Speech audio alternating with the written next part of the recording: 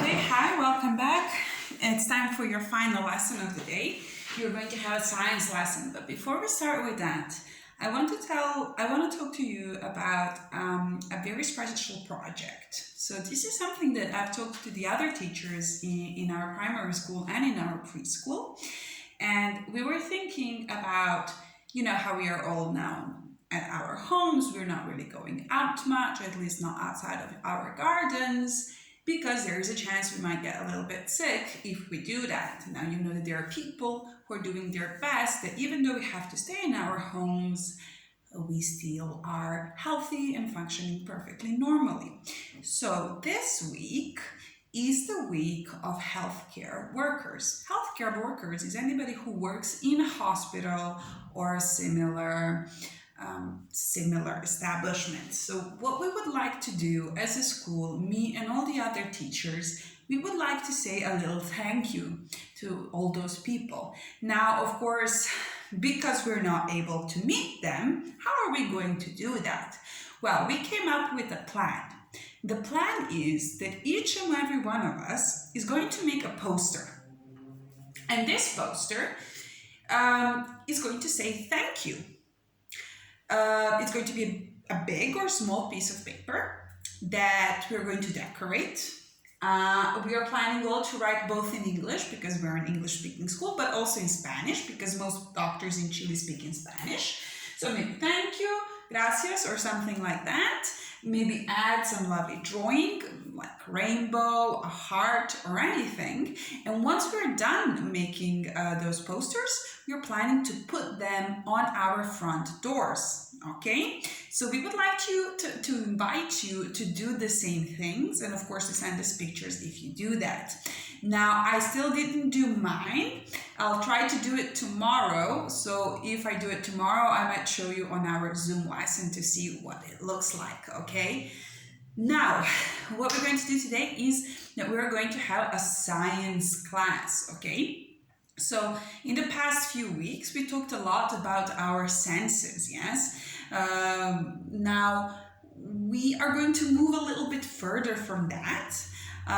But it's in a way related. Why? When we were talking about senses, who has senses? Well, we human beings, but not just us. Any animal also has all those senses developed. And actually, some of the animals have senses much more developed than we do, yeah? For example, some birds can see kilometers afar and hear something which is very, very far away that we could never hear. But this is not the point of what we're going to talk about today. Today we're going to talk about how are, for example, we, the humans, animals, and believe it or not, plants alike and different from the rest of the things that surrounds us. Well, one of the ways in which we are different is because we are living. We live. We are alive. So what does that mean? How do you decide if something is living, if something is alive? Now, unfortunately, right now in my flat, the only thing that I have which is living is myself. I have some plants, but they're too big to bring them here. And I have this picture of a cat. Now, picture is not alive, but a real cat is alive. So let's see, what do all things which are alive have in common? Well, first thing is, all living things need air. So all living things have to breathe. Inhale oxygen, exhale CO2, carbon dioxide. So all living things need to breathe, okay? So I'm going to write it here, just a little reminder, breathe, okay? Okay, so all living things breathe. Now, the next thing, besides breathing, all of us have to eat. And we all have to drink water. If we don't eat, we won't have any energy. And if we don't drink water, our body can't function. So all living beings need to eat and, drink water. Okay? Now think, when you were born, well, when I was born, I wasn't this big. I was way smaller. And I've had cats before, and I know when they're born, they're quite tiny too.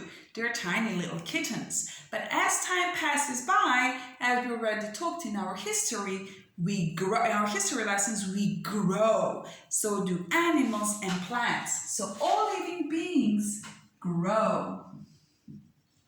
Okay? All living beings grow. Now, as we are growing, almost all living beings come to a point where they can produce new living beings, okay? So for example, humans, when they grow up, when they're adults, they can have babies. Animals can also have their own little babies, like a kitten, a puppy, a birdie or whatever,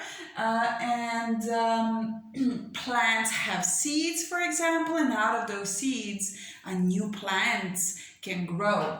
Okay, so all we can say that to be living, you need to be able to reproduce. Okay, to reproduce means to create more of things which are just like you. Yeah, reproduce.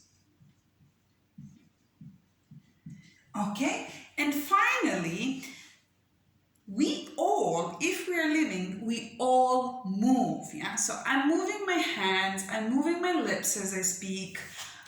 Cats, if you've ever seen a cat, and you have, you know that they're jumping, twirling, and doing all sorts of things. And even plants, they move very subtly and slowly, but they are also moving sometimes on their own. On their own. So all living beings also have to be able to move. Now, if something can do all these 5 things, breathe, eat and drink water, grow, reproduce, and move, only then do we consider that thing living.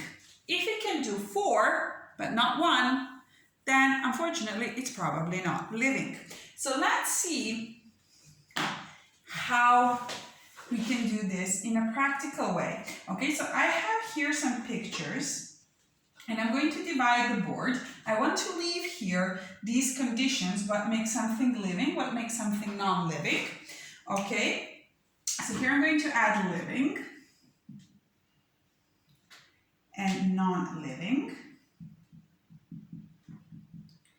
Okay, so I have here pictures of many different things, and we're going to go one by one, and I'm going to explain, is this thing living or non-living, and why. So first thing I have here is a cactus.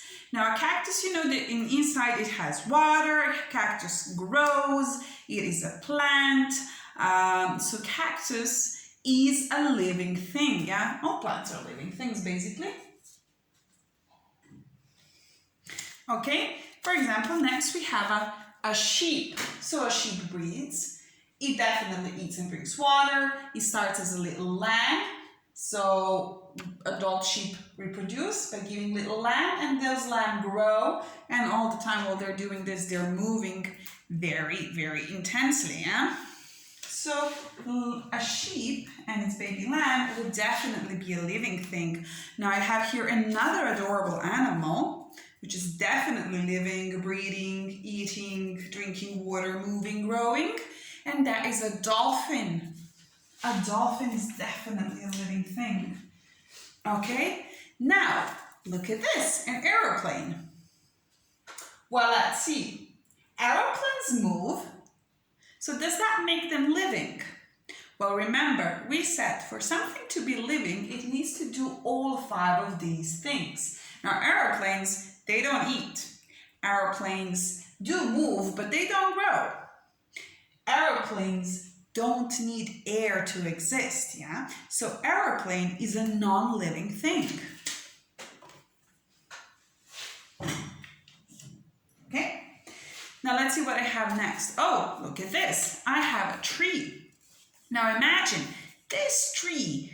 When it started off as a little seed, and from a tiny little seed grew a whole tree. This tree grew by taking nutrients from the soil, which is their version of eating, taking water out of the soil, which is the tree's version of drinking water. It definitely breathes, and seeds can produce other, the trees can produce other trees through their fruits. So tree would be a living thing.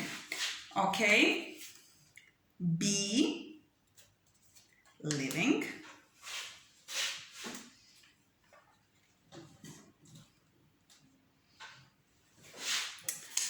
A mug, sorry, not living. It is just an object. Okay. Balloons. Balloons are also non-living. They do move when we fill them out with air, but the air that they need to grow is not, it's not the same process as breathing. They don't need air to breathe. They need air to get bigger. Okay, now these things, I don't know if you know what they are, but these are corals. And when you look at them at this picture, they might look like just some very lovely rocks that live in the ocean, but actually corals are living organisms. So they definitely go with the living. Okay, so I have a few more pictures. Okay, so what about this guy? What about this guy? Well, if this guy were a real bear you would find in a forest, it would be living. But this one is unfortunately non-living. Okay, so you go here.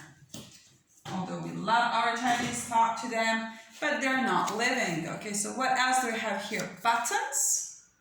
Do buttons eat and drink water? Most definitely not. They would be non-living. Okay, let's take, let's say, 3 more cards that I have here. 3 more cards.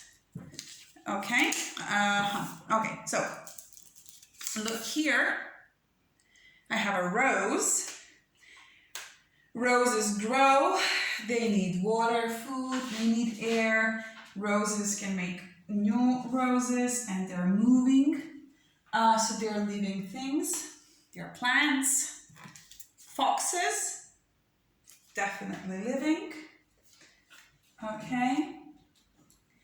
And for the end, I have an umbrella.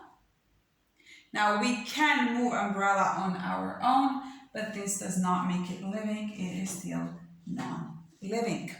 Okay, I will be back with you in a minute to tell you some more things.